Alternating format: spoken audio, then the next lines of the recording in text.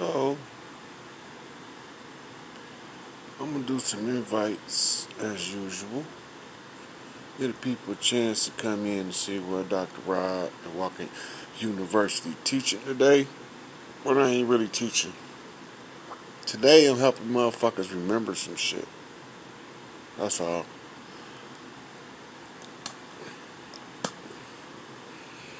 So, the title is The Role of Men in a Matriarchy. Because the misunderstanding of what matriarchy is skewed or clouded by the realization of the patriarchy we've been living under. So they tried to form a patriarchal government that Enlil wanted to implement on the earth, because he thought that the Y chromosome was superior to mitochondria. Little did his dumb ass know, as Anu told him, until you understand mitochondrial, you will never understand the woman's right to inherit where she's organic to. So he wanted to push this patriarchal agenda because he believed that the male gods were the superior gods, which gave us gender wars, uncivil war, as my sister Susie B. wrote in a book called Uncivil War, about the conflict of the male and the female in the so-called, as they like to call us, African American or black community. So we know that patriarchy is primarily male dictatorship in the home. And under the patriarchy, we believe erroneously that matriarchy is just do the same thing the patriarchs doing with women in the lead. Well, that's not going to work, because that's not what matriarchy is. That's feminism. Feminism was designed to always keep the patriarchs coming back to power by keeping women powerless. That's not matriarchy. And the power in the matriarchy is in the children, and the mothers or the women job is to nurture the children and to be their first teachers. Then the father or the male role is to protect. So you look at it first, before we modernize the understanding, first we have to look at it from a more primitive standpoint, like primal human existence. So if we didn't have technology and we were operating our clans matriarchally with no technology, what would that look like? Right? Let me put my blunt down for a minute. Give me a little sip. We about to take off like my man Uriel, the flight boss. We finna take off like the flight boss bitch up in this motherfucker. But let me give you something to drink first.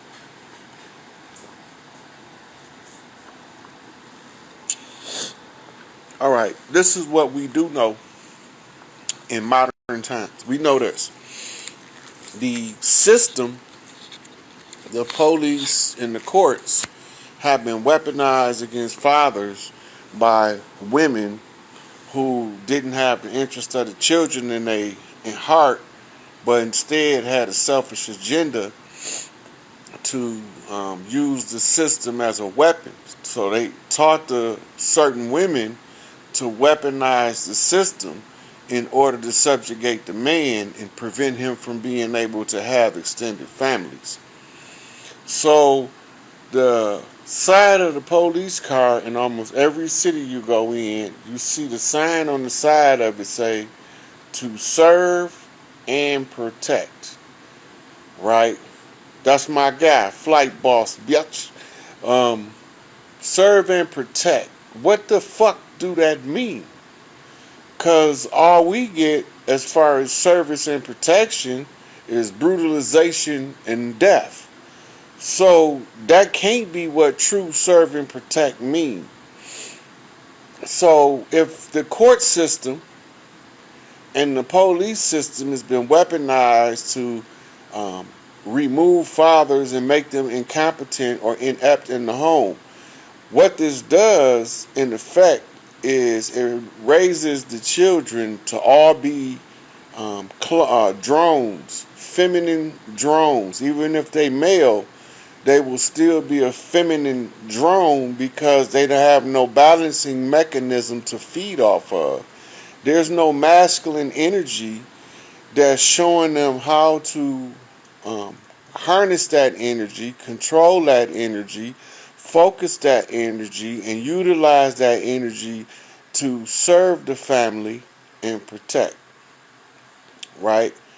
So um, the women are our first line of defense against child traffickers and pedophiles.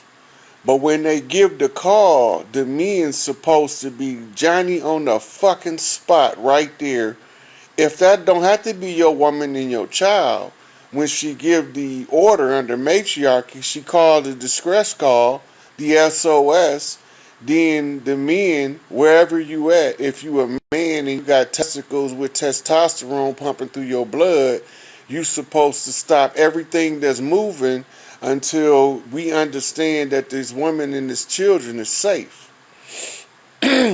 Now, in the era we in, the men walk past a woman watching her child be abducted out of her arms by a stranger, and she's screaming for help, and we just look. We don't go over there and say, hey, hold up. Somebody got to sort this shit out. Somebody going to have to call somebody parent and tell me what the fuck going on. I need to know who child this is and why y'all struggling for this child. But no, we not going to do that in modern times because we in this secret squirrel culture. Everybody want to act like they don't see children being traumatized. People see it. I remember being a little boy and seeing adults abuse children and other adults turn the other head like they don't see that shit. Under the matriarchy, the first understanding between the man and the woman is we adults. It's about the babies. That's the first understanding.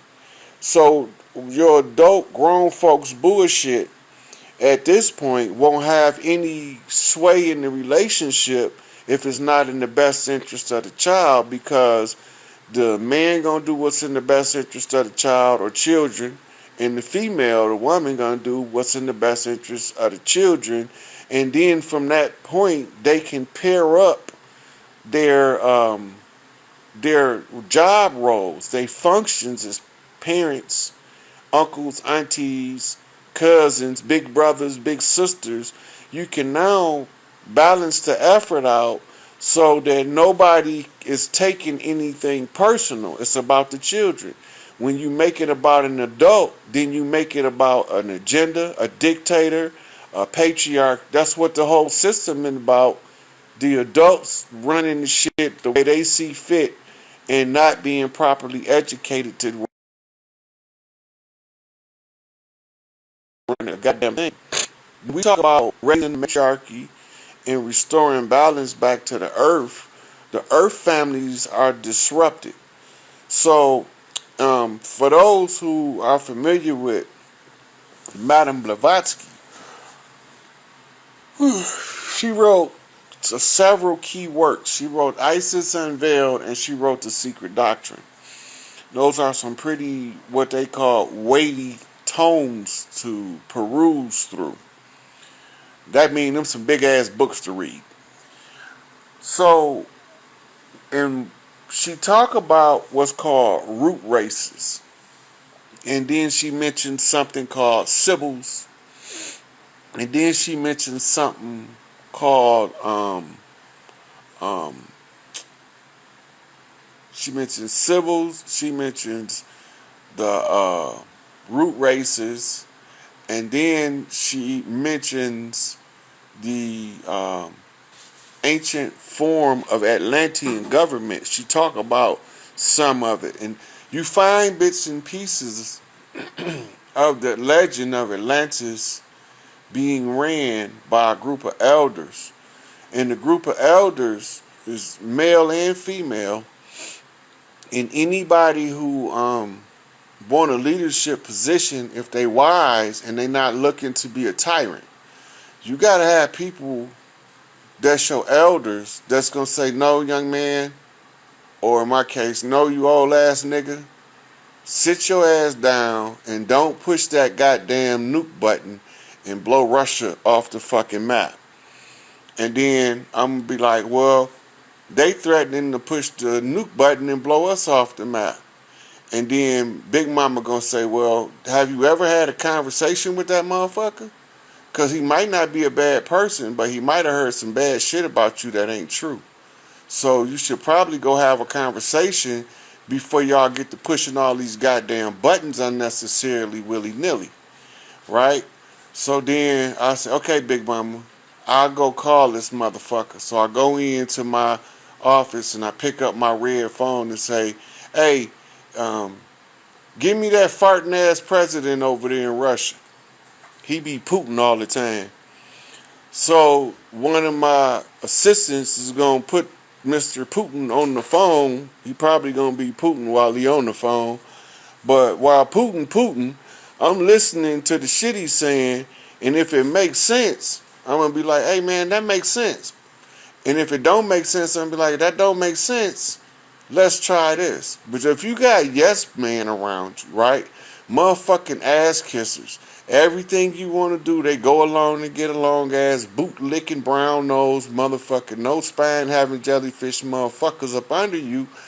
Then you don't got nobody holding you accountable. That's not a wise position to be in government. And this is the reason why. Power corrupts. Absolute power corrupts absolutely. So when you pick a council of elders, you pick a council of elders knowing that if you about to do some dumb shit that's going to affect the majority of the people, they going to take your ass out of power by vote because you doing dumb shit. The first rule is don't do dumb shit, right? In modern society, for we teach the children, doing dumb shit is anything that's going to get you locked up, beat the fuck up, or raped. If any one of them things gonna happen to you as a man, don't do that dumbass shit, right? So, when you find out that motherfuckers punch motherfuckers in the mouth for running their mouth, motherfuckers punch motherfuckers in their eyes for looking over the fence, right? Motherfuckers get chopped in the throat and punched in the mouth for talking on another person's business with no authorization or justification, right? So that's why I say sometimes in order for you to do the right thing, you got to punch a motherfucker in the face. It don't mean you mad. It don't mean that you angry. It don't mean that you out for revenge. It just means that sometime in order to do what's right, it's a wrong motherfucker in front of you that need to get punched in the face. He need his snot box pushed back. He need his lips swole up. He need his eyes black. He need that back to get dirty. Then he understand that you can't do dumb shit because dumb shit will get your ass locked up, beat the fuck up, or raped. So we don't want to do that.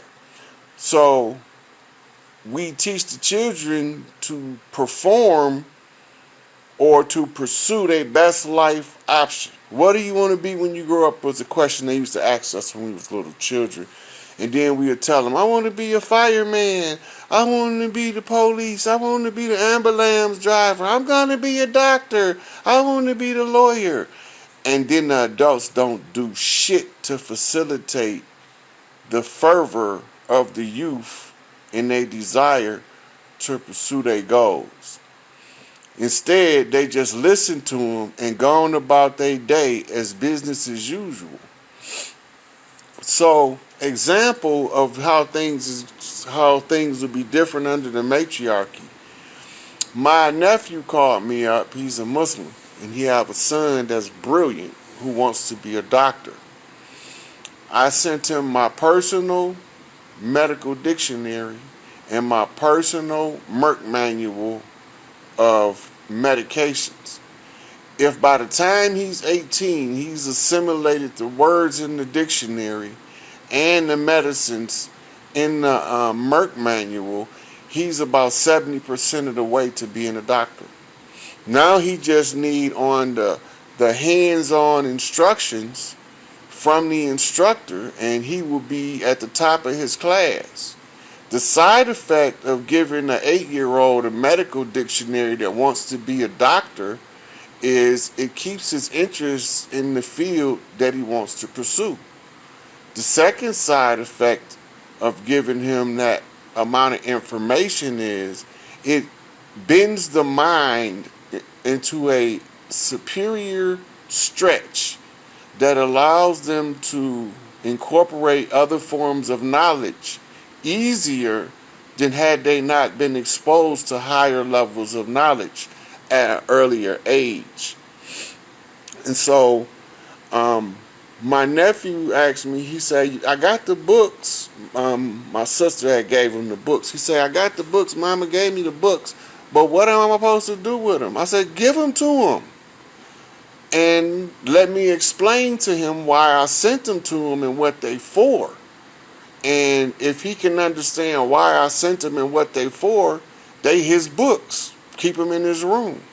He don't have to be in them books all day, every day, but he could pick a word here and there. He got plenty of time to assimilate a couple thousand medical terms that will have him speaking medicalese fluently by the time he's 18. If he know the language, he can learn the hands-on craft in a matter of a couple of years. Doogie motherfucking Howser, motherfucking Child MD. That's what you're trying to raise. The same would have been, let's say he would have been wanting to be a lawyer. I would have sent him my Black's Law Dictionary, my Bouvier Law Dictionary, and I would have sent him a Constitution, a Declaration of Independence, because that's what we was under at that time. But those would be enough to teach him legalese. So by the time he get to be an adult, he know what the lawyer's saying better than most adults that don't know nothing about what the law say. See, this is why we are behind educationally. Our high school seniors curriculum is 4th grade Japanese curriculum. I think it's like 6th grade Chinese level curriculum, and it's like 5th or 6th grade English or European curriculum. So why does our curriculum of seniors have us at an educational level of a child in junior high school? It doesn't make sense unless there's an agenda attached to it. If there's an agenda attached to it, it makes perfect sense. Part of our job as fathers in the matriarchy, we would be asking the women about the school issues and working on solutions to build the motherfucking football field, put up the goddamn lights, build the motherfucking parking lot because they didn't have one, build a training track for the driver's education. That's the men's job. We supposed to figure that out when the women that's teaching the children express the needs of the children. But now we at a point where the children needs are so neglected that we don't know. We have to start with a mass program of children redevelopment using principles of childhood development. The doctrines that we are using in the training center, our Rites of Passage program for the boys, is the Nathan and Julia Hare, Haki Madhubuti. We using Amos Ian Wilson. We are also using the FOI military drill format.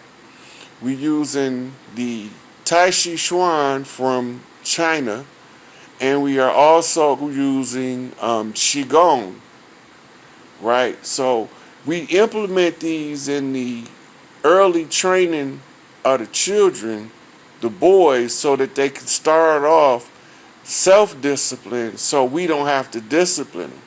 The problem, the reason we have to spank children is because we never teach them how to use self-control by giving them organized things to do.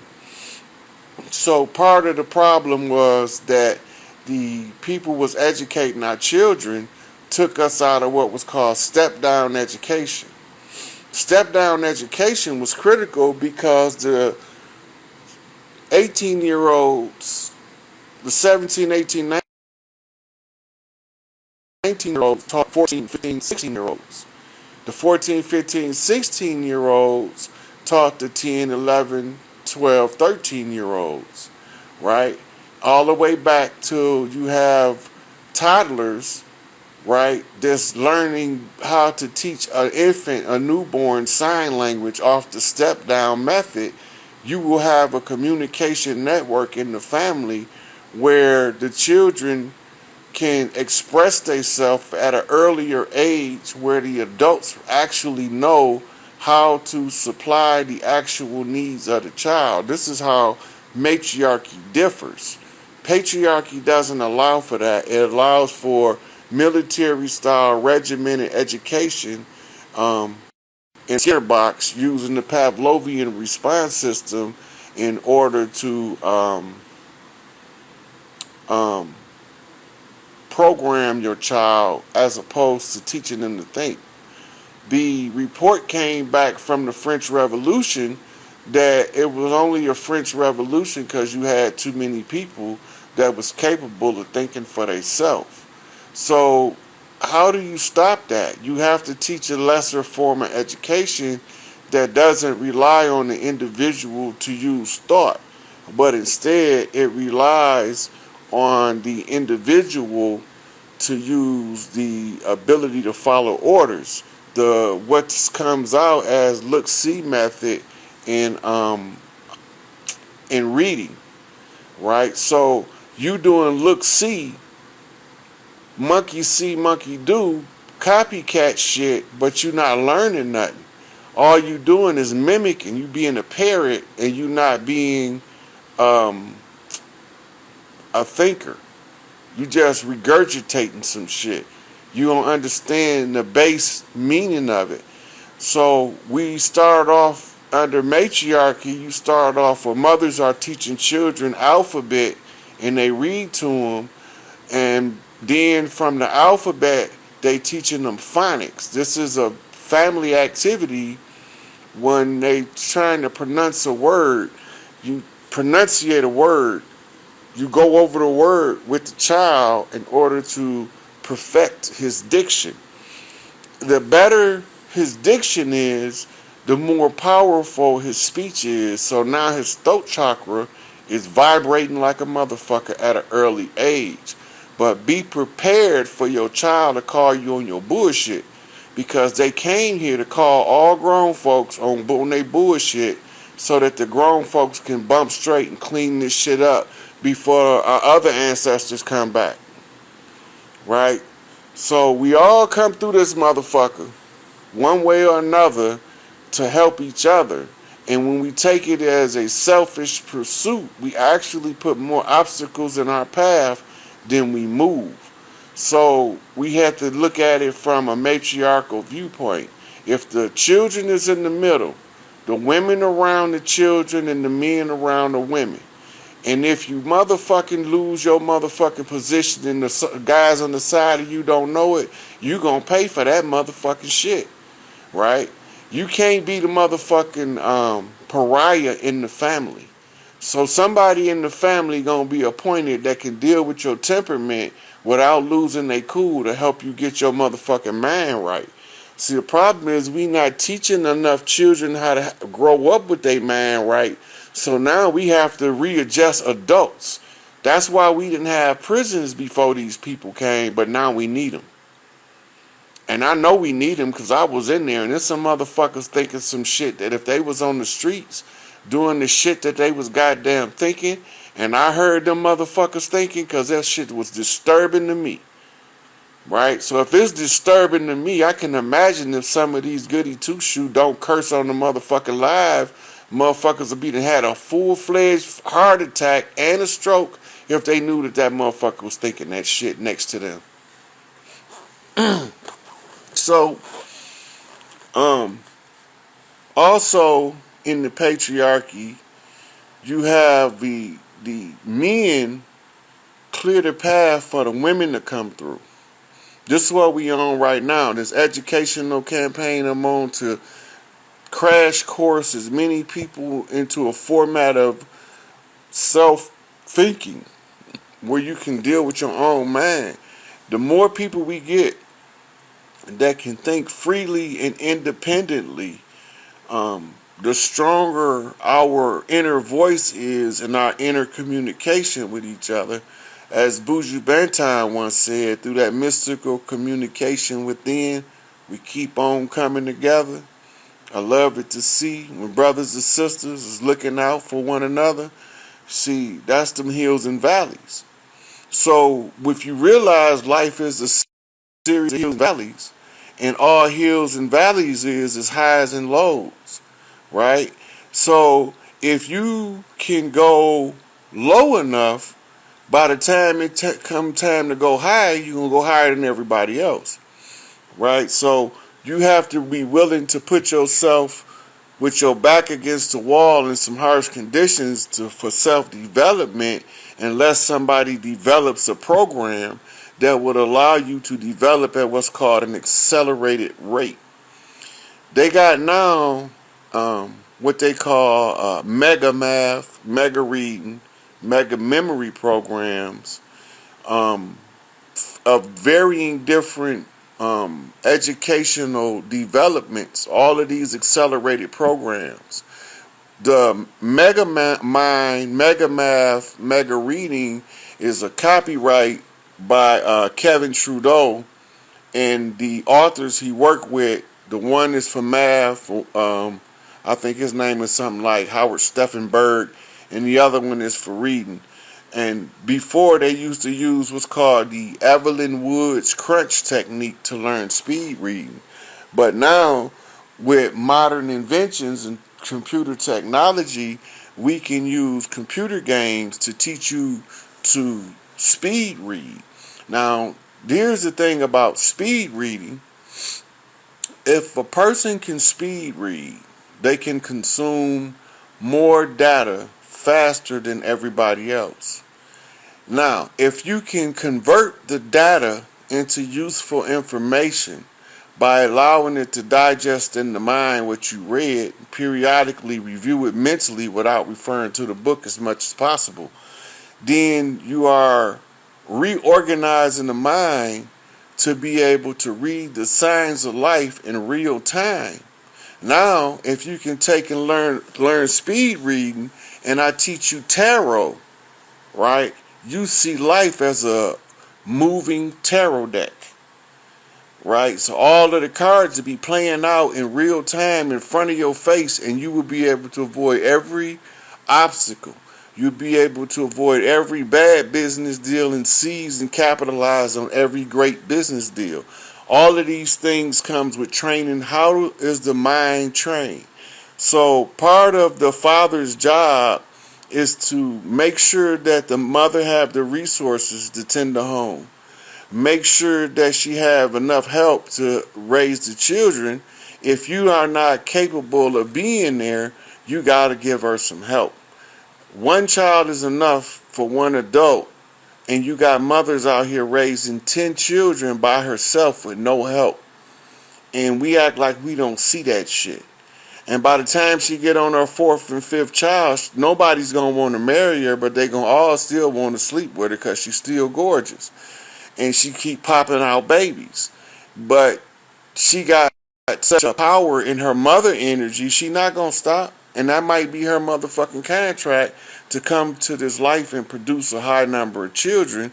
And it just so happened that most of us don't understand how nature works, so we don't even understand how the fuck we work. If we understood how we work according to how nature designed us, but we want to believe based off religious doctrine that we working according to how our will tell us to. We have free will as long as it's within the confines of the great work. The great arcana is what it's called.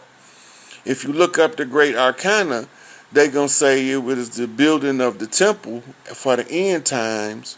It's the great work. It's the work that all nations do to contribute their part to the building of the great temple.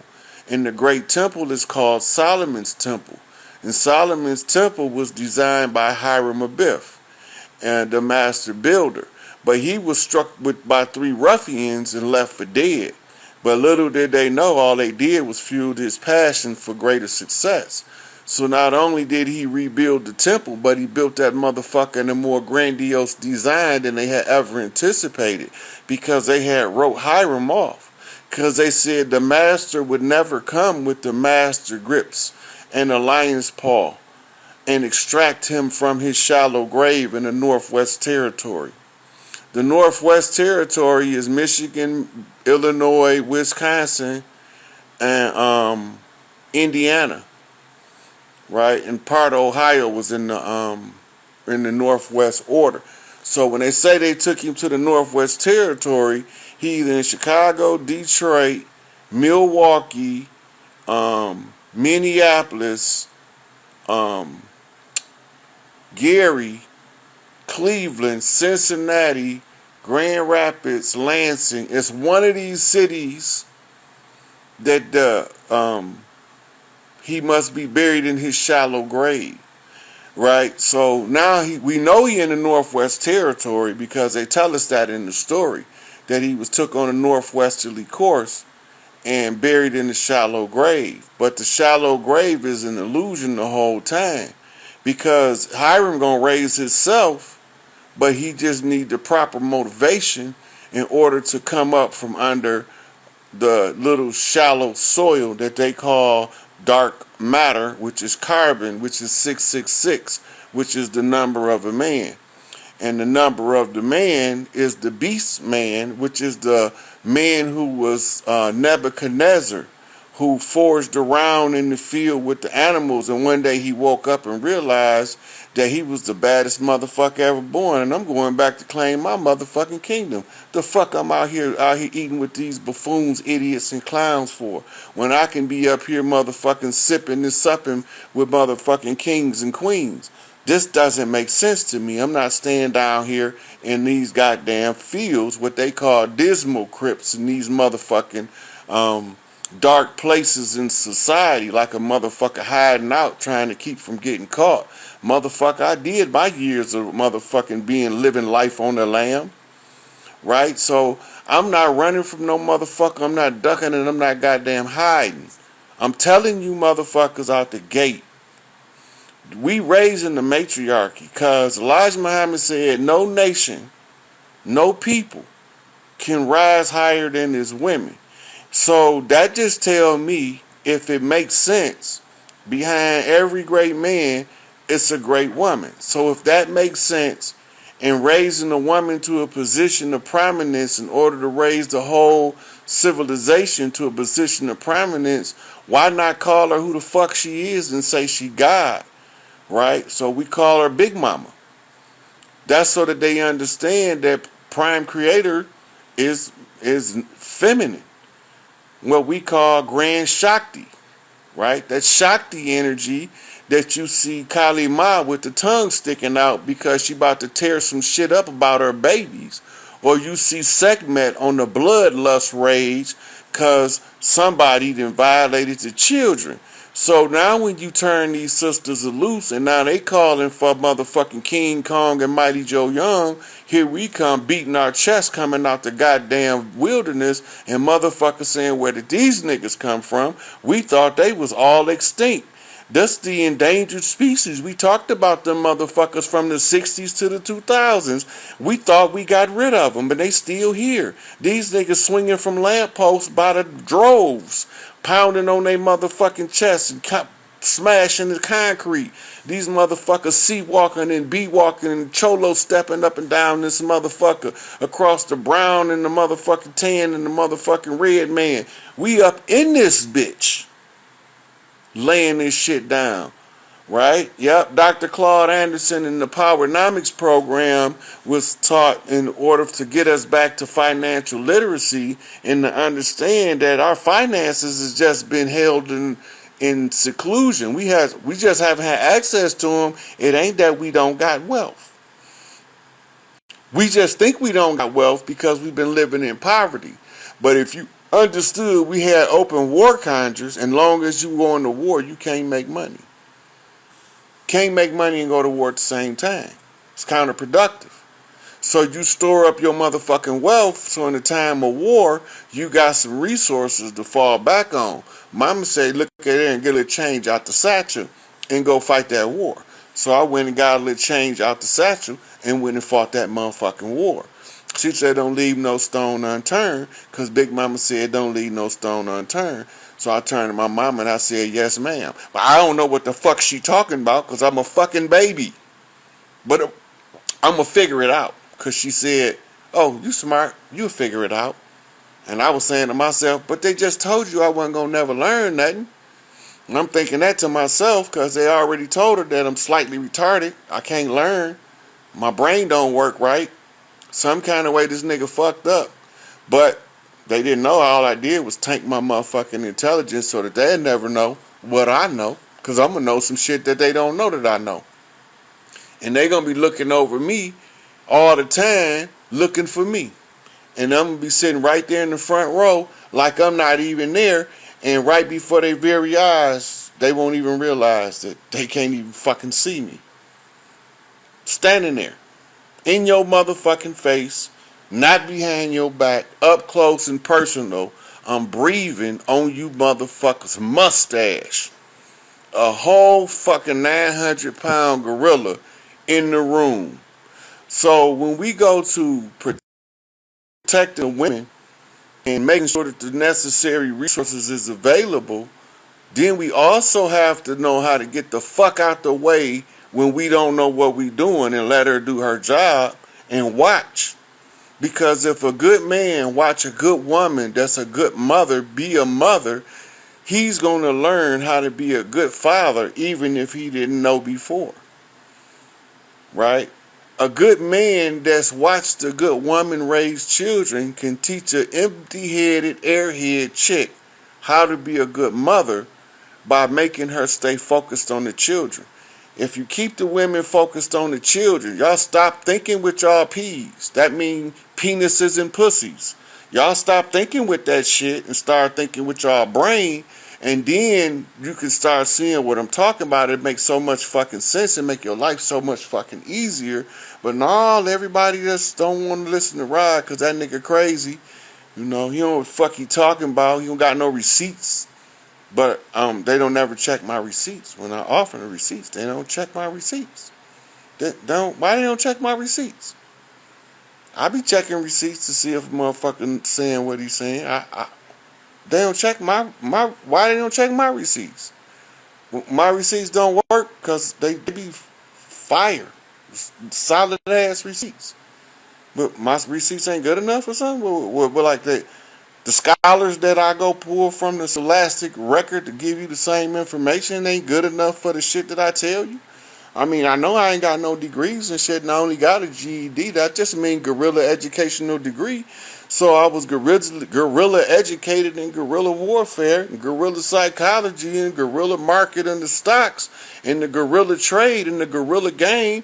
I was beating around and pouncing through the Congo in the guerrilla motherfucking jungle. So why in the fuck wouldn't I know some guerrilla shit? I'm just saying, I just got a guerrilla educational degree. You know what I'm saying? I just got a PhD in sidewalk psychology.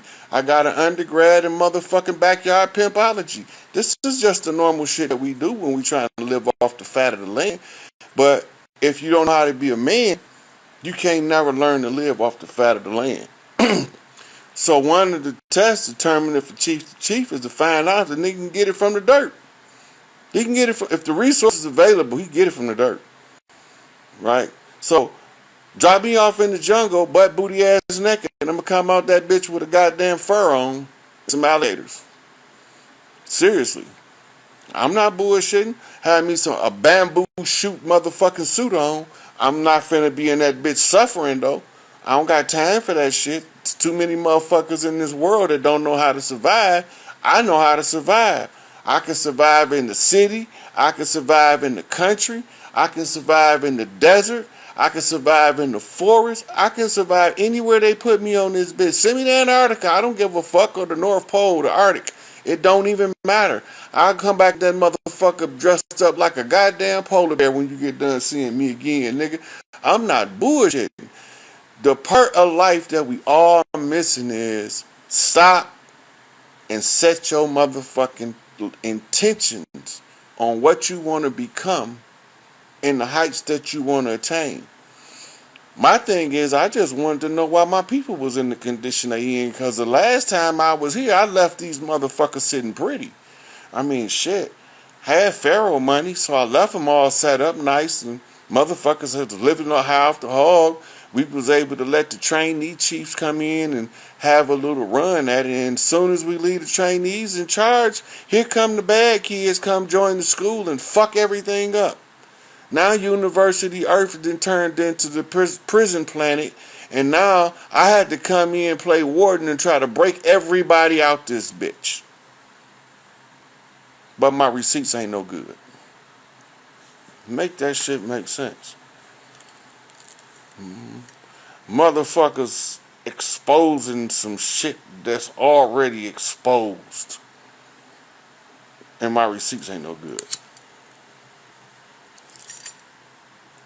I told y'all, every one of us not Moors. That's a fact. We was here before the word Moor was ever a word. The word Moor is not an ancient word. The etymology research tells you that. But they want us to believe we all Moors so they can say that we came from Africa, and then they can pretend to be us and make us think we somebody else. Trick no good. Trick no good. And that's why we had to have motherfuckers teach more science coded with our shit. We gonna always know our shit. Right? We gonna always know. That's my shit. That's my shit. All that rapping and tapping to see what's happening, that's my shit. That's how they call me. So when you see rap music arriving, them motherfuckers is calling. Well, they wasn't calling me first. I'm the last resort. The nigga they don't want to call. The one the motherfucker don't want to wake that nigga up. He the wrong nigga to fuck with. That nigga not gonna be happy with the way this shit turning out, because there's too many motherfucking real niggas being falling for nothing, because a bunch of motherfuckers is being pussy, and instead of helping the motherfucker in the righteous endeavor, they try to tear him down while he pursue righteousness, and then they want you to believe that they own some legit shit when everything they doing is about tearing another motherfucker down. What the fuck you think their purpose is? To tear motherfuckers down. There is no other purpose. If that's all they doing is tearing motherfuckers down or attempting to tear motherfuckers down, they have no other purpose. That means that's to tell you right there, they not for the benefit of the collective. I don't put my motherfucking cash app up unless motherfuckers ask for that shit. The same motherfuckers is burning bread on me keep their cash app posted. Nigga, you gotta look for my shit. You gotta ask for it or look for it. And half the time I get an attitude when a motherfucker asks for it. But I know, based on the rules of the game, I got to get a cash app up. Because I got to have reciprocity and gratitude and accept the donation. But shit, I would rather for them to teach 10 motherfuckers than to give me $1. Because if we keep doing that shit exponentially, this shit'll be over in about 2 days. But motherfuckers want to keep the knowledge to themselves, so the gratitude is the gratitude. However they show the appreciation, they show the appreciation. right? But the haters, I only worried about that shit because mama told me you ain't making it until you get your hater club. I got my hater club up. I'm trying to get some more haters. So hashtag fuck Rod Hayes for all of the haters that want to hate. You know, I'm trying to get my hater game up because the more haters I get, that means the more I know I'm making it and I'm doing the right shit, right? So that's y'all motherfucking hashtag if y'all want to join the hater committee. I'm not bullshitting. I'll start that motherfucker myself because I'm sick of seeing my goddamn face on social media. If I could tell a motherfucker to get this nigga face off social media, I would be more than happy to say that shit. Get this nigga. I'm tired of looking at him. Every time I'm on social media, this motherfucker face popping up somewhere. I don't want to see this nigga no more. I'm sick of him. I'm sick of looking at him. I've been looking at this motherfucker for 53 years. I don't want to see this motherfucker every time I log on social media. I want to see some motherfucking chicks shaking their ass. I want to see motherfuckers telling good stories about how their life done been changed for the better. I don't want to keep seeing my fucking face all over this bitch. And then this shit ain't for me. You know? So, to serve in the priesthood, we have a saying in the priesthood. It say, the highest virtue is to be of service to your fellow man. Right? They talk about it in Christianity as doing to others as you have them do unto you. They talk about it in physics as for every action there's an equal and opposite reaction. That's unless it's due to elasticity, in which case the reaction is delayed. And elasticity means some shit done been stretched out. Well, this shit done been stretched out longer than it need to be. So the men's role as far as protect, that means that you can't be the motherfucker that the family need protecting from if you the protector. That don't make no fucking sense. You supposed to be the motherfucker that when the boogeyman come, the wife and kids run behind you. But it seemed to me, from what I've been seeing lately, when the boogeyman come, the wife and kids is running from daddy. I'm like, what the fuck part of the game is this shit? That's not protect part, right? Some people have a low tolerance for certain character types or people that believe a certain way. They shouldn't entertain them people in their day-to-day life because all it's going to do is continuously frustrate them. That's why I don't go to church. Because I be sick of sitting there listening to these motherfucking preachers that I know they lying. I had no doubt in my mind this motherfucker lying because he went to the seminary where they teach them how to tell the best lie possible in the most convincing manner to convince the most motherfuckers to believe that they non-believers unless they accept their Lord and Savior Jesus Christ. And all the time, what they not telling you is if you accept your goddamn self as your own Savior, you don't need Jesus no more. The helping hand you looking for, says Malachi Z. York, is at the end of your own fucking arm. Right? So, the head of the family, as the mother, and her motherfucking vice president is the father. But he ain't really like the vice president. He ain't really like a good term. He the motherfucking chairman of the Joint Chiefs of Staff. Her motherfucking number 2 girl is her vice president. And when they get to the point where they can't handle this shit no more, they call over to the motherfucking round table to the chairman of the Joint Chiefs of Staff and say, hey, Papa Bear, fix this shit. These niggas acting up. Tell Tupac, no, fuck the letter to the president. Yeah. Tell him don't write that motherfucker. Tell him to write the chairman of the Joint Chiefs of Staff because the president is out of the office. So, dear Mr.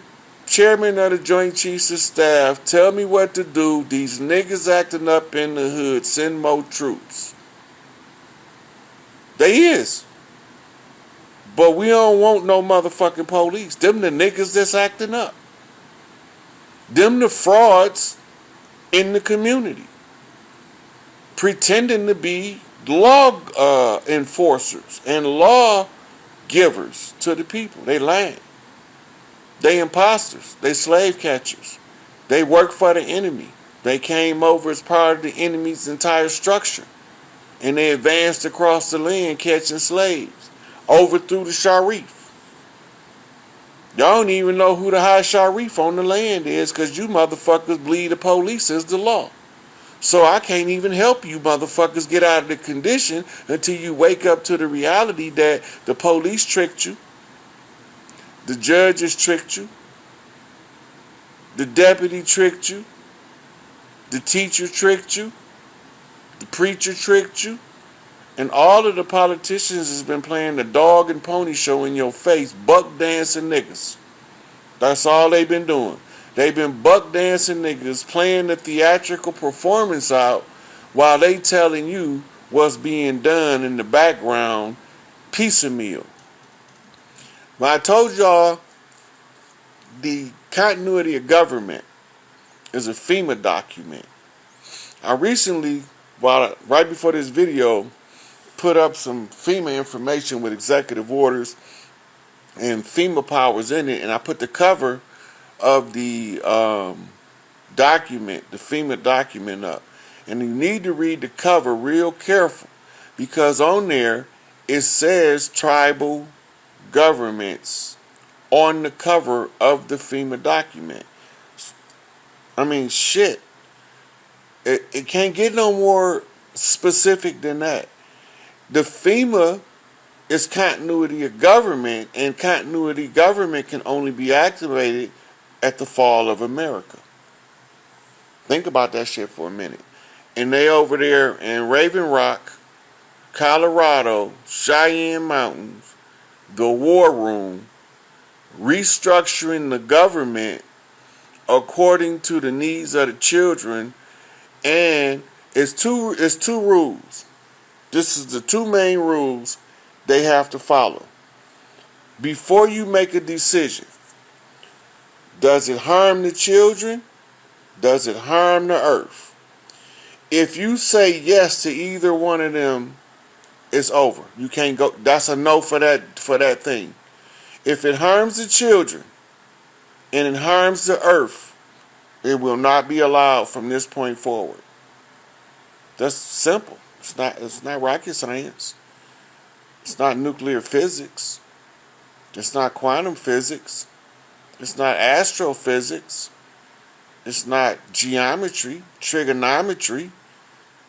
It's basic math. 1 + 1 = 2. Unless it equals 3. Think about that for a minute. Let your noodle fry on that. So, in the matriarchy, it's not about replacing the leadership with just putting women in a position of power, because women can be corrupted with power too. If you don't believe me, ask Hillary. If she's breathing, ask her. Ask Nancy.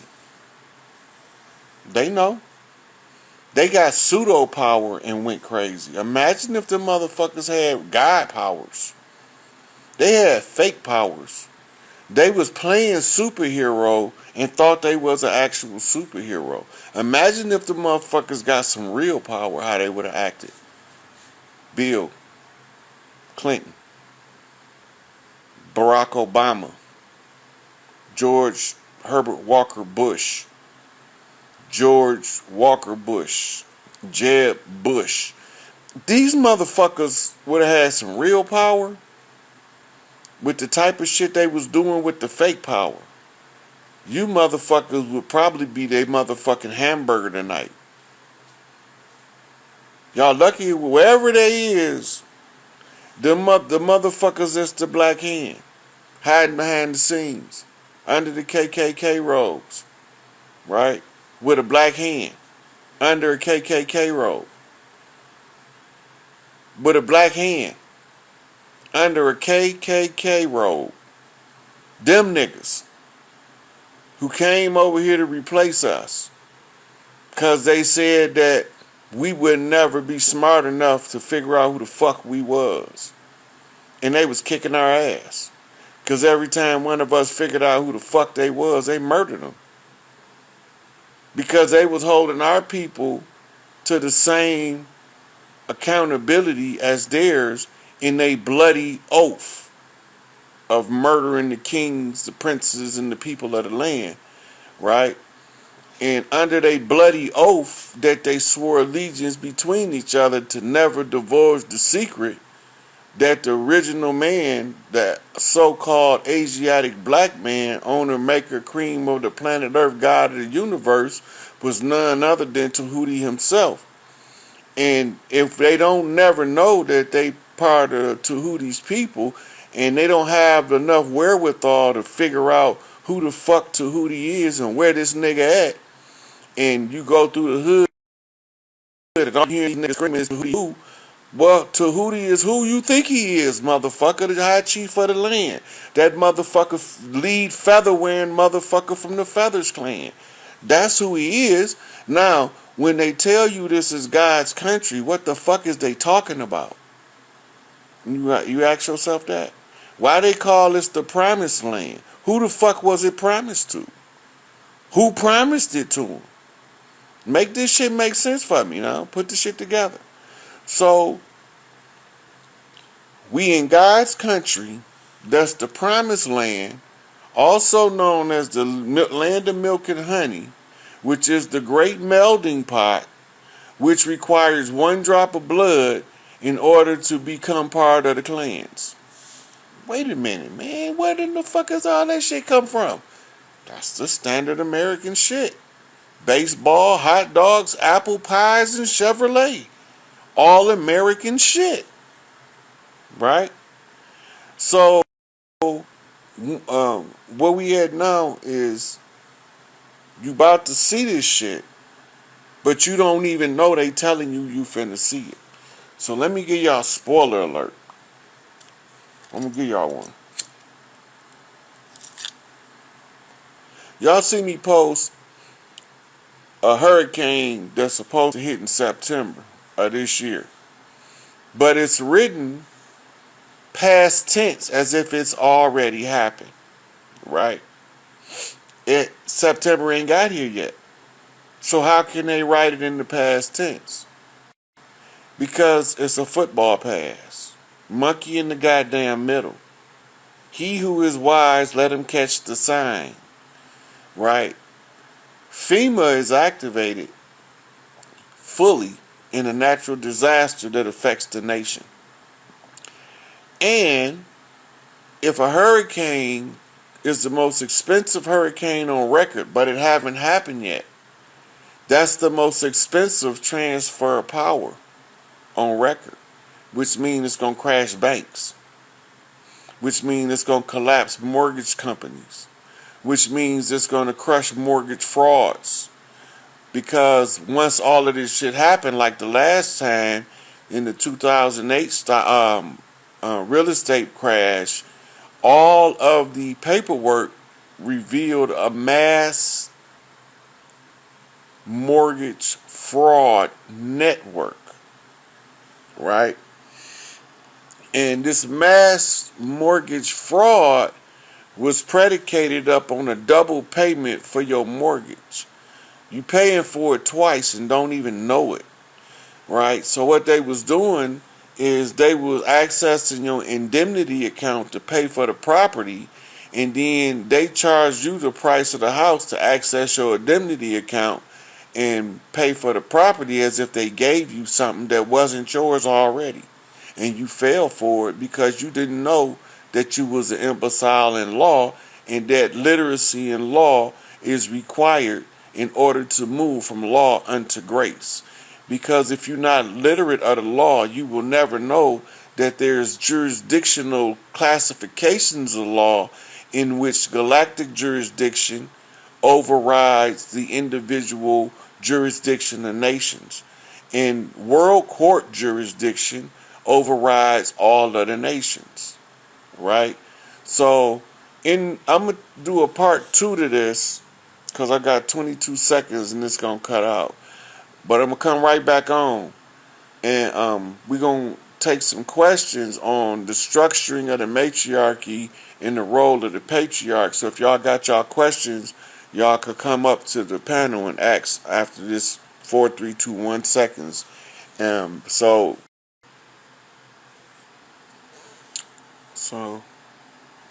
I'm gonna do invites again.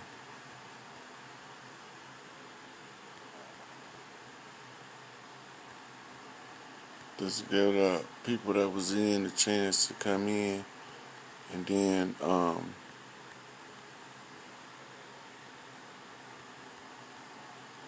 some of the newer people will be getting the invites because they only let me do 50 invites. They should just let me invite my whole following by one button that say invite all followers, and that would be too much like right for Instagram to do that, or Facebook bitch asses, Meta World.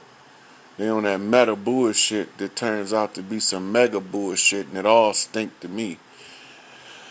But who am I? I'm just one motherfucker crying in the wilderness like John the motherfucking madman, trying to get motherfuckers to see what's going on in front of them. So we gonna take questions. So if y'all not gonna ask questions about men in the matriarchy, y'all gonna have to catch another time, and I'm gonna exit you out because I want to get this hour in of answering questions more to roles of men in the matriarchy to get more detailed with the information than I was in the last video. So I'm almost to my limit of people I can invite, and then I'm gonna take the first caller, right? So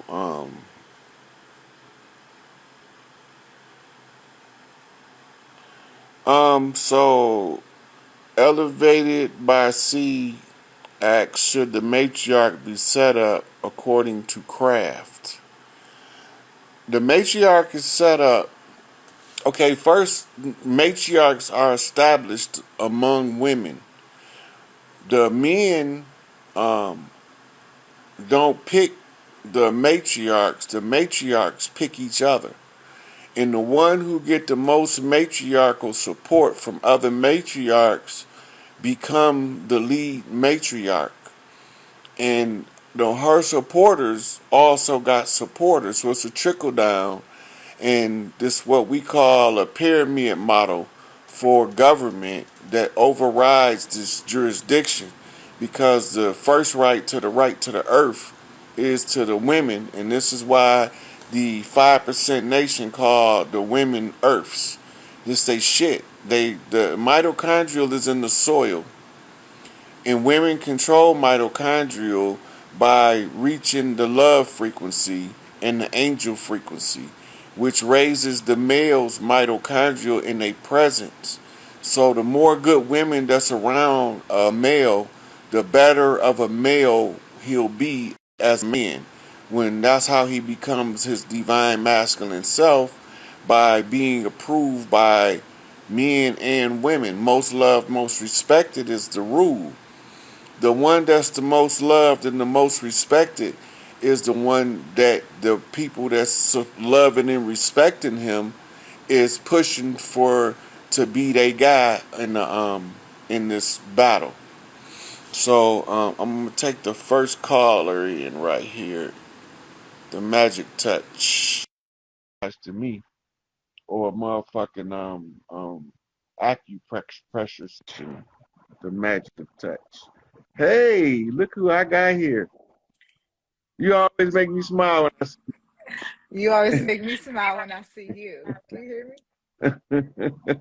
that's that's what my boy Rashad called reflections. Oh.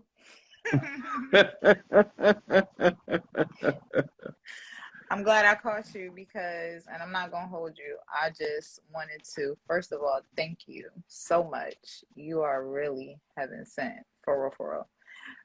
And second of all, how are we dealing as women and raising the matriarchy? How are we supposed to deal with um these people that even look like us but aren't us, and moving them That's the out. being. Right, right, right. Y'all only have to weed out the women. Y'all gonna know them. All of them riding crotch bitches, no good. Y'all know them. They can't get along with no woman, no way. They can't. So y'all deal with the women. And they can't get along with women. So what if there's no men around though to deal with someone, especially in a workplace situation that affects kids? And that's the only reason I even care is because and not to even throw this on to people who even watching because it's a little bit of a trigger, but there was a young woman. We work with people who are 16 to 25-year-old high school dropouts. So this person was within that age range on the younger side. And longest of long story short, she was pregnant and didn't want to say anything because her uncle had been molesting her and she wasn't sure whose baby it was, her boyfriend's or hers. And she just didn't want to tell the boyfriend that she was pregnant, point blank period, but she wanted the baby, right? So around this the person who's coordinating this, the person who's in charge is just like, oh, well, we can't really do anything. And I'm just like, what you mean we can't do anything? And they're like, well, she don't want to press charges. I'm like, oh, okay, that's fine. She don't want to press charges, but y'all, y'all all know. So y'all like this just like What something. city you in? You know, I'm in Jersey, in Newark. It's somebody there. I talk to you offline. Okay. It's somebody there that they're gonna send some sisters to talk to her to get her sister protection, and then they're gonna deal with the rest of the matter how they deal with it. Okay. But the first thing they want to do is secure her. They want to get her out of this situation where you got some grown ass man molesting her. It's somebody in Newark. There's some goons in Newark. And if they find out, they're gonna, it won't be pretty for them. All right. There's some goons they on the side of Shakur watch when this shit flip. And she's merciless to molesters, so. For sure. Yeah. If she get an order, half of Newark gonna be at that motherfucker door. I just gotta tell you what's the 100. If she get a word, Asada Shakur get a word, half of Newark, half of motherfucking Orange, New Jersey, motherfucking from New York, Maryland, they gonna be there. Boston, Philly, they coming. Just to deal with one child, they will come from everywhere when she get an order. We trying to get the big fish out the pond first. Then we gonna deal with the little fish at home. Because that secret squirrel shit is what got these kids fucked up right now. In the first place, exactly.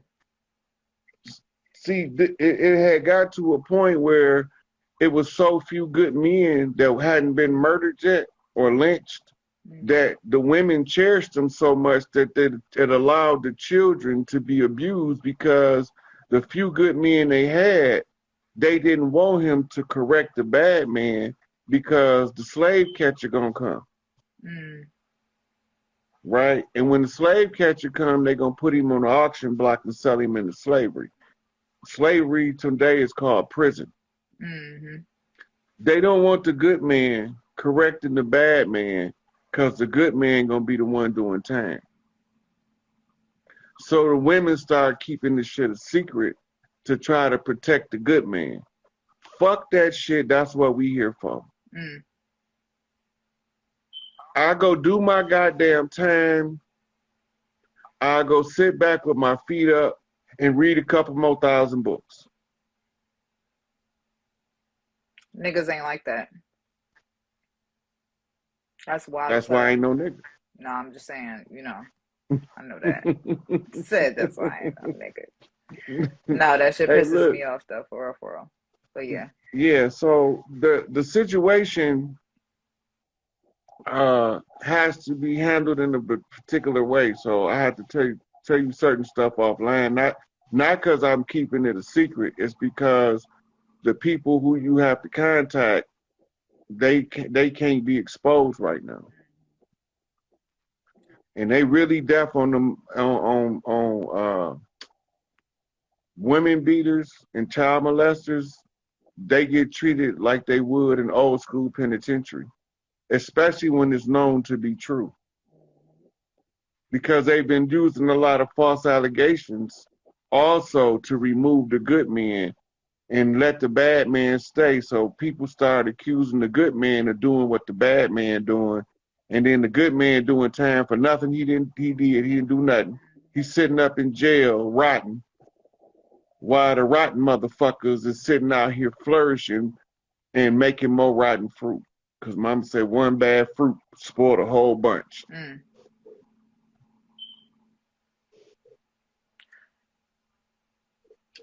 I think that you're absolutely right when you say the men gotta handle it. It's just, that part where it is something to consider, Yeah. especially because the police being involved take it to a different level for everybody. But My philosophy is fuck the fuck the police. police, exactly. I deal with that nigga myself before I call the police on him. I'm not calling the police on the motherfucker. That's why I be like, fuck all that old, because I was finna get into the shenanigans on some arguing across the internet. I thought about that shit. All them niggas gonna do is call the police. All I think it's gonna do is call the police. That's what they inadvertently trying to dry snitching, or as it is trying to call the police, but they trying to get a police evidence the police already got, and they took at them like, nigga, we already know that shit. Next. We just not figured that out. But this so I was thinking about it. I was like, shit, because I'm the type of motherfucker, I pull up at a motherfucker spot. I don't got no problem with it. I don't give a fuck if I had to walk from here, from Detroit, Michigan to Phoenix, Arizona to pull up on a motherfucker. And it might take me a year to walk that distance. But I tell you what, when I get there, I'm going to pull the fuck up. And I'm not coming to argue. I could have did that shit over the internet. On the phone, right. Right. So why would I do all that tongue wrestling if we ain't going to fight? And if we going to fight, why am I going to do all that tongue wrestling? I might as well just go and fight. Right? Because all that tongue wrestling going to lead to a fight. Yeah. Right. At the end of the day. And then if the tongue wrestling going to lead to a fight, then I might as well not tongue wrestling, just cut out the middleman. Cut out the middleman.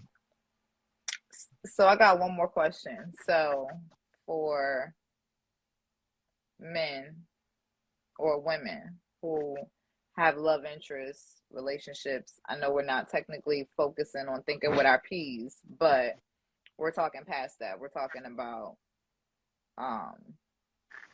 growth and development in all types of relationships, even with people you have, children with and stuff like that, and trying to just elevate, even if it's just,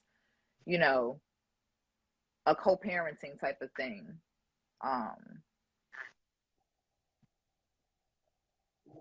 That and women going through that as we raise the matriarchy. What is that looking like?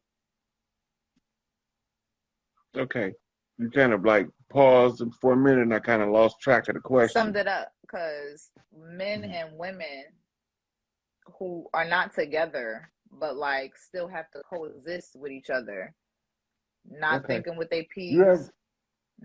Yeah. So most of them in the hostile relationships, in the matriarchy, when the two parents can't talk civilly to each other about the child and make competent civil decisions about the child, then both of the mothers have to come up with the solution between the family elders on both sides of the family. No side left out. But the individuals that can't get their act together, they ain't got no say. They too busy doing, 3D shit. Thinking with their D's and their P's. right? So as long as they doing that, but if let's say one of them is trying to do the right thing and they fighting the other one, and the other one is just trying to be in control. When you present the matter to the elders on both sides, they come up with a solution that's in the interest of the child. They don't give a fuck about their parent. Because sometimes the solution requires the grandparents to take the child from both parents. And both grandparents is going to agree because it's in the best interest of the child. And that's how come Big Mama House always got so many kids. And so many aunties always work there. It was some women who it was a young girl at my mom's job who gave her baby away to diapers to child protective services, but nobody knew. The dad didn't know and the grandmother didn't know, and it was because she didn't want to. It should just be crazy. And the shit that people deal Now, with, like on a just even hearing these stories, I don't, like I said, I don't be meaning to put this on people, but what you just said is like true, but so in the case where the because it's gonna be it's a lot of cases right now, like you said, where the men don't even know he got a child, right? So in cases like that, her family still got to hold her accountable, right? And take her ass on Maury, take all 725 of them niggas you fucked up till you find that baby daddy. And sometimes you gonna find the baby daddy out of that 725 niggas she was fucking because he's somebody closely related to her that she don't want to tell on.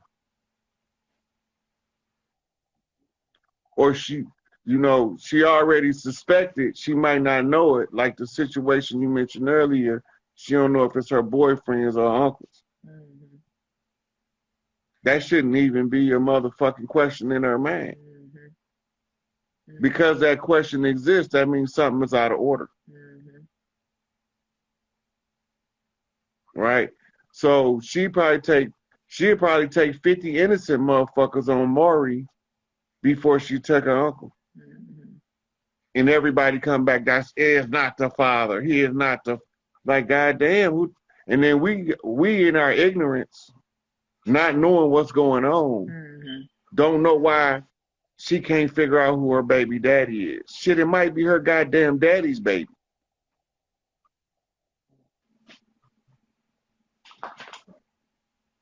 You never know. Let's come in. Maybe some guys or something. I don't know.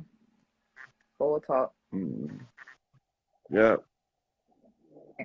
A question. It's a good question popped up. It say, how do one seek and commit to a tribe if they have no living close relatives or kinfolks to reach out to? So those are called orphans on the land. And they pick the tribe that picked them is the tribe they gonna pick.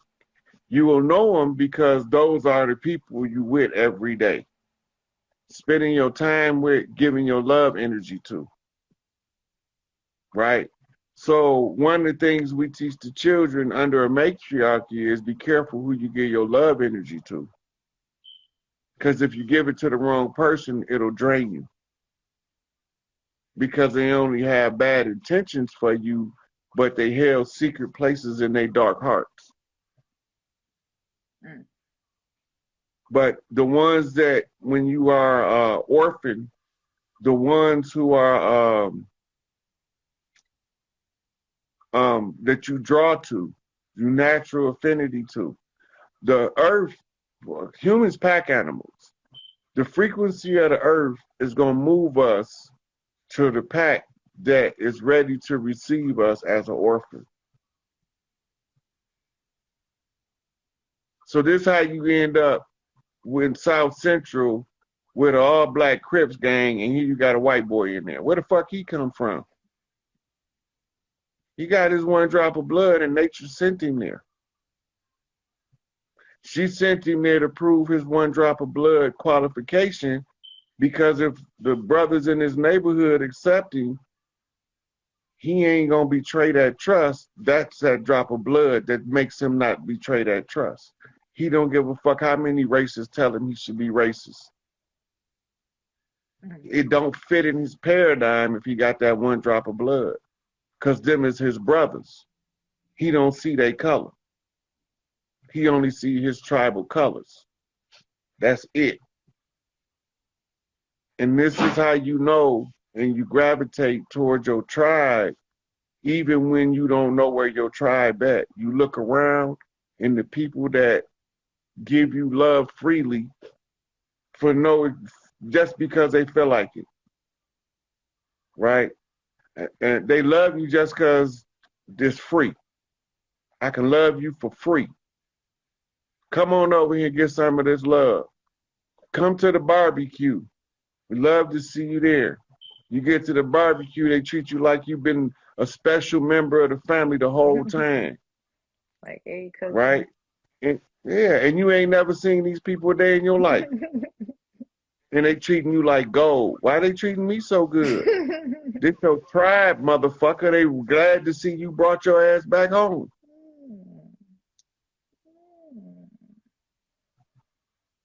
At least that's what they used to tell me when I get there.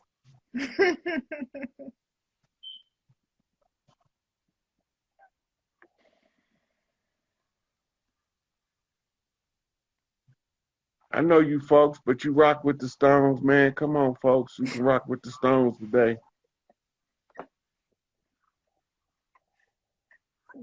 So video was when you said you be flipping just to throw the algorithm off. I was like, he absolutely did this.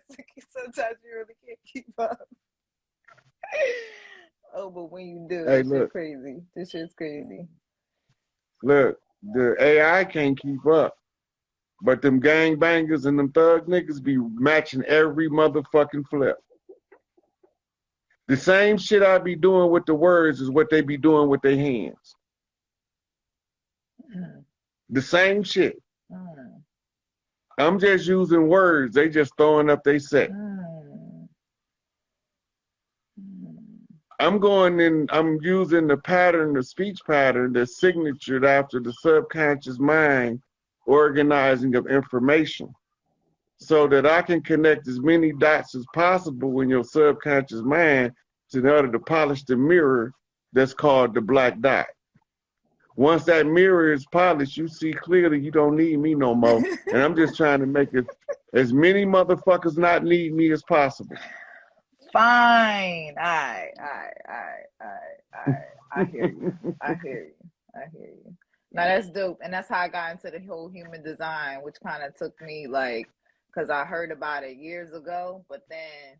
Yeah, that's the great arcana I was talking about in the last video. Yeah. Okay. Yeah, human design, the great arcana, the great work.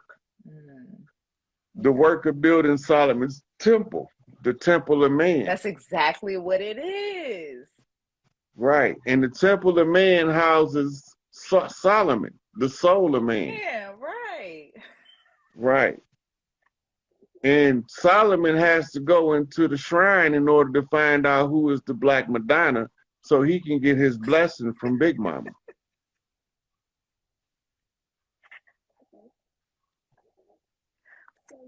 So then the Black Madonna is the next heir to be Grand Matriarch. See, they don't tell you the structure that it is the papal, the Roman Catholic Church is patterned off the civil priestesses. The only one supposed to wear black is the one who sits on the Queen of Heaven and Earth seat. That they keep suspended in the air because if a man sit in it, they automatically lose patriarchal rights all over the earth instantly.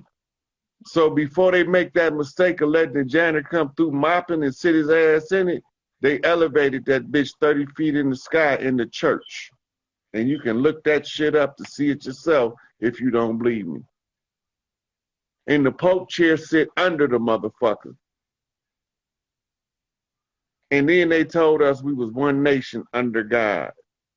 They never told us she wasn't in her seat right now.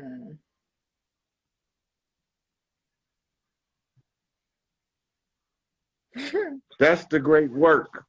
And that shit works great. when it's in its proper motherfucking order. Put the power where the power goes. Shit run the way it's supposed to run. That's the simplest explanation of matriarchy. It is the Put the power where it's supposed to go, and it'll run the way it's supposed to run according to the laws of nature. We elephants in human form. Look at the elephant. Watch how they do. You don't even see a bull elephant until distress comes, and you don't even hear Big Mama, the queen matriarch, call his ass until you see that motherfucker busting out of nowhere. Where did this big burly motherfucker come from? I'm charging from. You're right, actually. Yeah, Yeah. because she's sending him messages in the ground. He don't walk with the women and the children. Him and the mother and them young bull males are out on the periphery. They patrolling the outskirts of where the women is. And as soon as the matriarch pound on that motherfucking ground and get that low grunt and they feel that rumble in the earth, it ain't enough lions in the motherfucking jungle to stop the motherfucking bull elephants from seeing what Big Mama wants. And Angel Bay a bull elephant. But he is Chicago bull. A big ass moose. He's a bison that won't be moved. And he in the rut. That means he ready to go. And Boy Blue, the crooked man, that nigga ready to walk.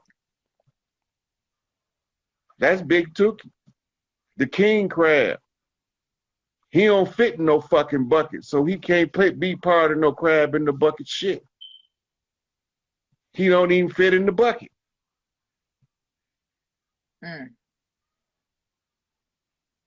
So the king crab is the crab that can walk over the bucket and get all the crabs out if you give him a chance. They thought he was dead because they packed him on ice. But now man on ice is a soul on fire. They done fucked up. That's going to be the shocker because they told us he was dead. Lying motherfuckers. They told us he was dead. Oh my God, they really did. They televised it. Oh my God. Oh my God. Made articles about it and all kind of shit. All kind of shit. Oh my God. But I already knew since the 60s they wasn't going to be able to kill him because Eldridge Cleaver told me. When he wrote that hard-ass book called Soul on Ice, and then he wrote that bullshit called Soul on Fire. Then he flipped that shit, and then it came through a Wes Craven shocker off of a motherfucking Eazy-E Ice Cube beef. Right? So there was a Lethal Injection straight out of Compton off of a West Side Connection, making niggas bow down when they come to our town. When they westward bound, fool. I ain't a hater like you. Bow down to a player that's greater than you. At this game we playing, called the knockaround game, where we be knocking motherfuckers around, but only the gorillas stand up because the rest of them niggas getting knocked down. They done fucked around and let the gorillas come through the gate. And that's how the GDs got in the dope, off Gorilla Ride. That's GD Ride. They didn't even see it coming because they was watching the flash when I motherfucking telepathically connected with their ass. So now you got motherfucking G's in all the streets that's starting to see who we really be. And what did DMX say? They don't even know who we be. They don't know who we be. But we know who we be. We know who we be. Right? Oh my God. We know who we be. Real recognize real, and a lot of ours are starting to look real familiar now.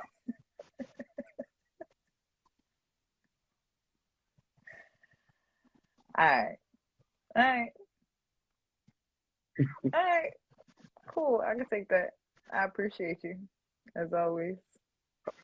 All the time. I'm gonna see if I can get some questions on the men in the matriarchy. All right, take it easy. Okay, sweetie.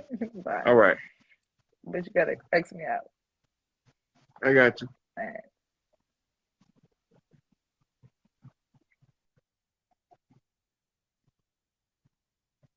That's my girl. That's my peeps.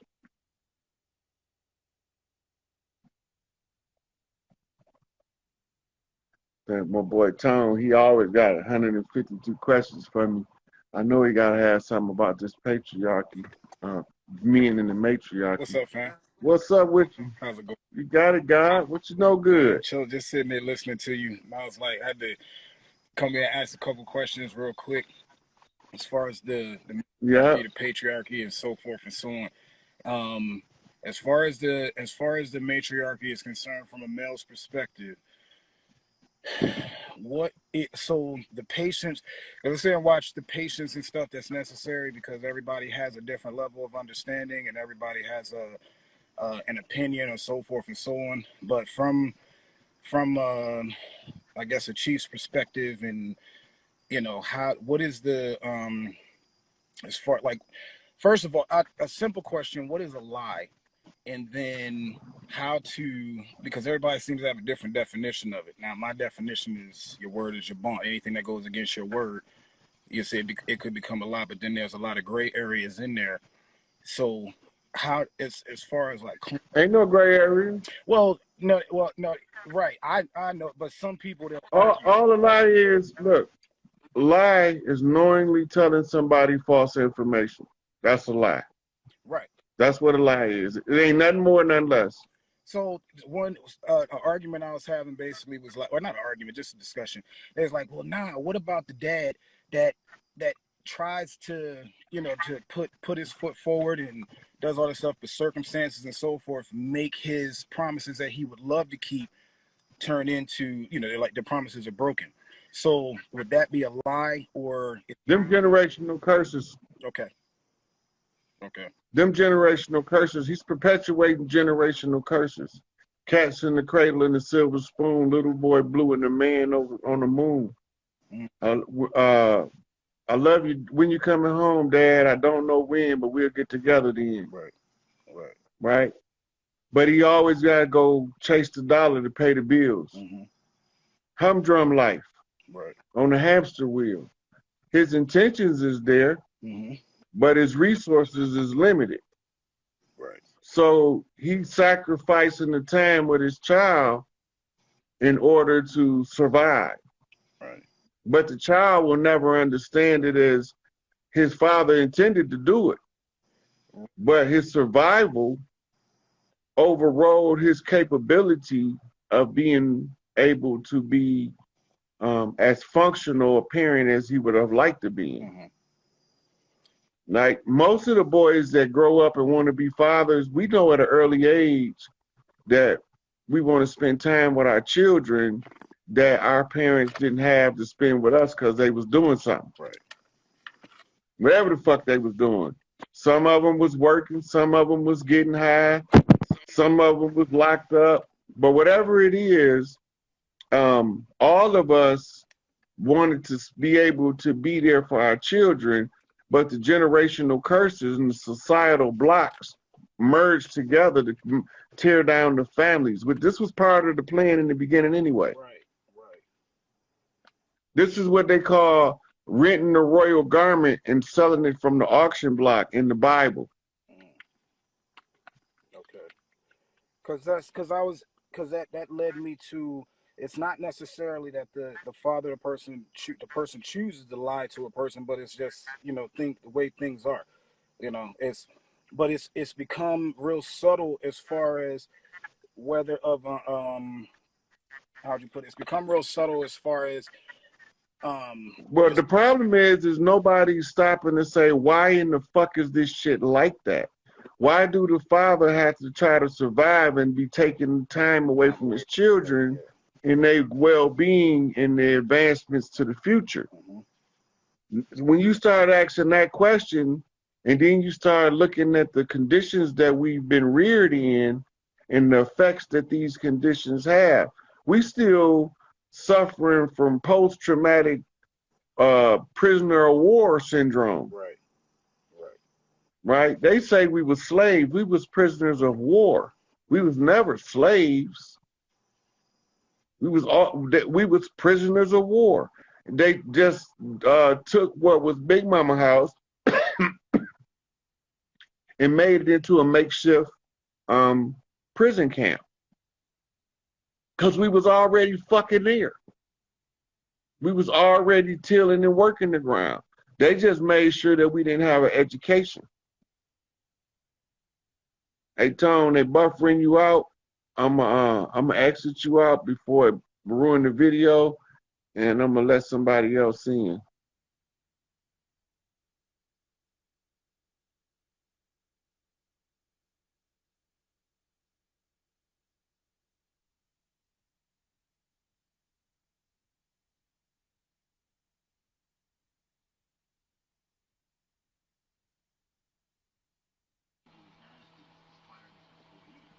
Hey, Hey, how you doing? I ain't doing good. What's wrong? Everything. You tell me.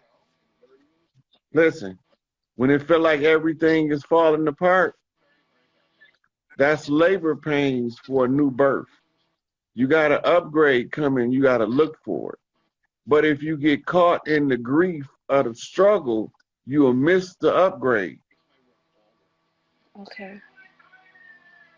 So the reason why you got to go through the hard shit is so you'll be on a different level on the other side of it.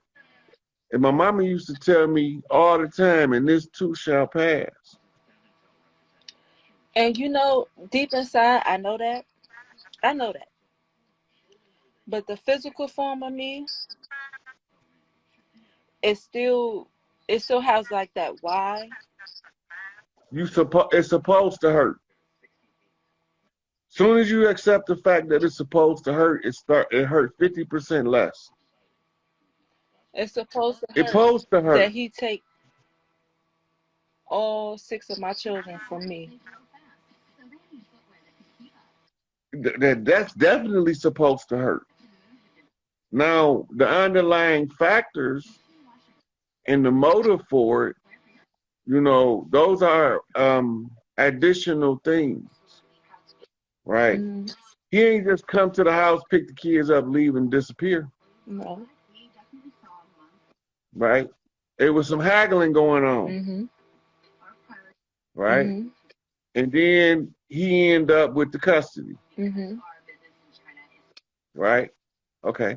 So at this point, the best thing you can do is take care of you so that you can be in a better position to sway the condition back into your direction. If you fall into self-pity and grief too deep, you miss the upgrade. The upgrade is to rebuild the bond with the family and the children. Right. To be able to have a functional communication with their father so y'all not fighting on sight every time y'all talk to each other. Mm-hmm. But you got to do the self-work in order for him to notice there's a change in you. You lose your children is a trauma, a mama trauma, Mm-hmm.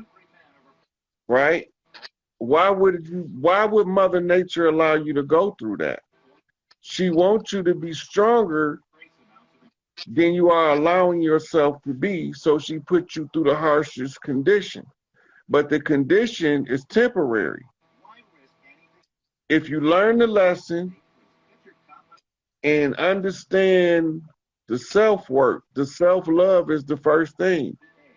Go take your ass to the spa, get you a body massage to start out with so you can think straight. Because you got bad intentions get trapped in the muscles and it clouds the thinking. Oh, it's so trapped. I mean, the fucking fireball. I can just blow that bitch. And when I blow, You talking about Kali But energy? yo, yeah. Right now, your job is to control the chaos. I don't know how to do that. Yes, you do. Self-talk, motivational self-talk. Stop looking for somebody to fix it for you because you have to start with the self, Okay. right? We always looking for somebody to come along and take the pain away. The pain is there to teach the lesson so you don't never forget that shit. Now you got to start weighing what's important, right? You can't help nobody if you ain't strong enough to help you. And if you help you first, you're going to be in your best position to be of aid and assistance to anybody you come in contact with. The shadow side is dealing with the pain that you got to go through to learn. If you can't do nothing else, leave your mind open to receive and ask in your heart for the answer. That's crazy because I feel so disconnected from my heart. I feel That's because your baby's I gone. feel really, really disconnected from my heart.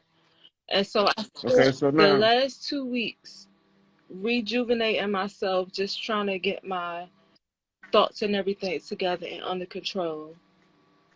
But I still can't connect with my heart in order that's to because even it's move. blocked with pain. It's pain that's blocking it. Pain is rooted in a fear.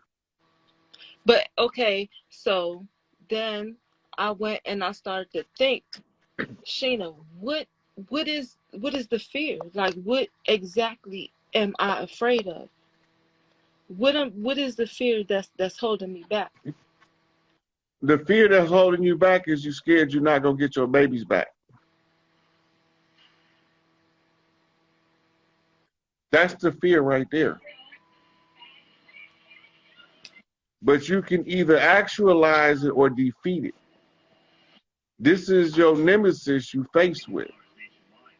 When you know in your heart, I'm they mama. And you can take them far away as you want to. That's my heart. And I'm going to always feel that motherfucker beat. When you reconnect back to your children and your mother energy, it's going to allow you the ability to see clearer from a spiritual perspective of how to deal with the situation. Right now, you overtaken with the pain and the grief. I don't know how to feel. So, yes, you I don't do. know if I should be angry. I've been silent. Okay, that's part of your self-talk. Every emotion you feel or think you should feel, ask yourself, is this in the proper context?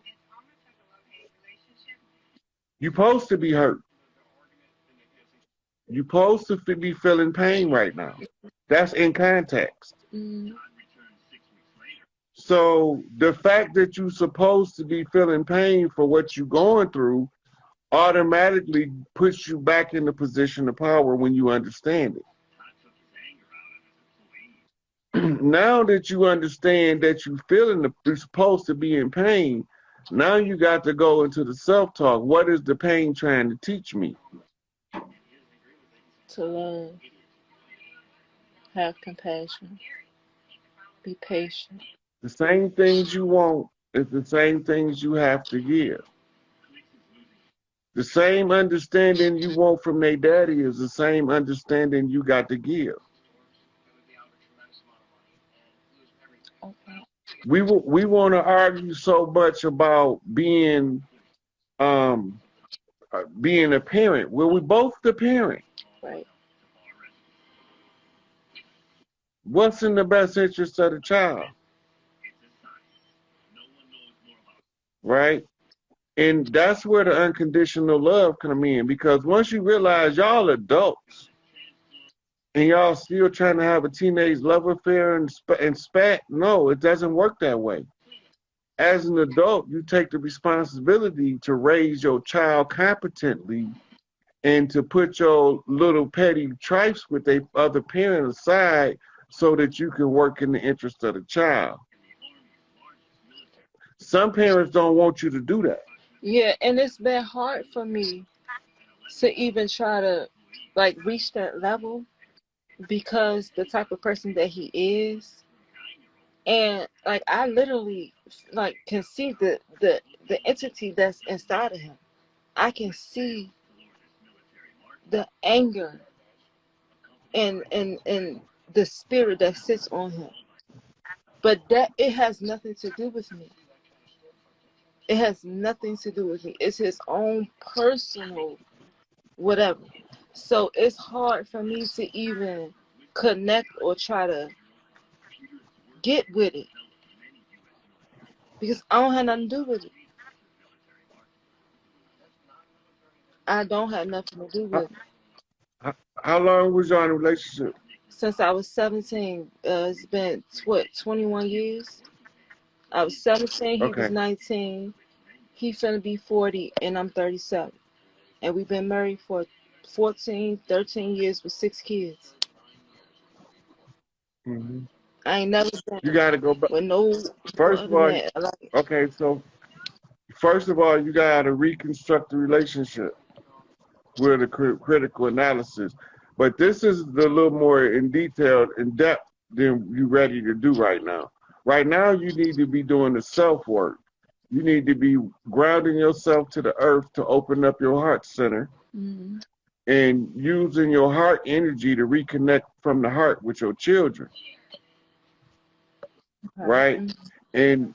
And you need to find out and where you need to mature at in order to make the situation turn around. See, people think that you need to use spells and shit. You don't need to use that shit. Yeah. That shit not necessary. Mm-hmm. You magic already. But if long as you are in a pain and fear state, your magic is restricted as a woman. I feel it in my back. And this, I feel it. yeah, I feel it in my back. And yeah. You got, and more than just your back too, because I'm feeling different places around the body where you got energy my blockages. stomach. You need to get a massage first and foremost as soon as possible to release some of that built up tension so you can even fucking breathe. Yeah.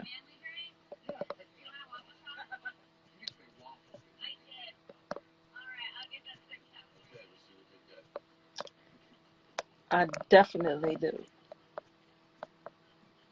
Yeah.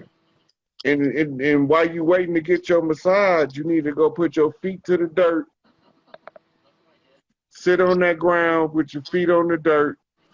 Talk to the earth. Rub the grass. Then when you feel that like it's time to get up, go take your hot Epsom salt bath. Mm-hmm. Put your favorite oil scents in there Mm-hmm. and breathe. Pamper your feminine side to soften that hard pain energy so it can ease off of you. Okay. Then you can think a little clearer. Mm-hmm. Okay. Thank you. Okay.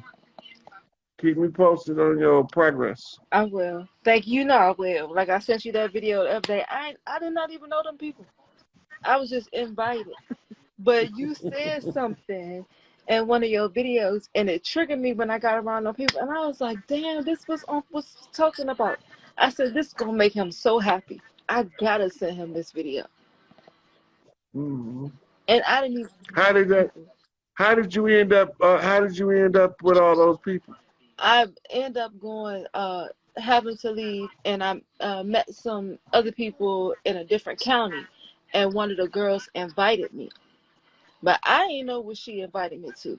I didn't know that it was like a cookout like that. But when I got there, I was like, damn, this is a family reunion. I said, I'm gonna be excited to see this. Like, this is exactly what you had just said. Get the family I just together. said it. I just told the sister right before you the same thing. That you right now, that's called a knockback receipt. Yeah, it sure is. It sure is. And I just sent my cousins some of one of the pictures that you posted in regards to the vice lords and the remembrance, so y'all can remember that Ida B, my grandmother, who guides me, she been here with us. She here right now, guiding us and walking with us, a straight Lord. And Yeah. I just felt the need to send that to him so he can understand and know that what he in that particular situation is deeper than that. Yeah. So Big Mama told me to get all of the houses cleaned up. And then the last one is the Vice Lord house, and that's what's being cleaned up now. Yeah. I'm gonna get these drink You know. waters together. I'm gonna get all these drink waters together. Every last Yeah. one of the drink waters, they gonna get together. I got it. Mm. But I got me first. That's the part right there. Because once you get to yourself where you can breathe and you can see clear now. Mm-hmm. When you're going through something, Scorpios like me, we have a tendency to know when we getting ready to go through something. We dip, we go in the hole. But what's your saying? I'm an Aries. See, y'all like to take shit head on, fire to the motherfucking wall. It's like a fucking like a Power Ranger. Like if I had a Power Ranger and I had to like morph, I'm a morph the Yeah. motherfucking fireball and bitch I blow.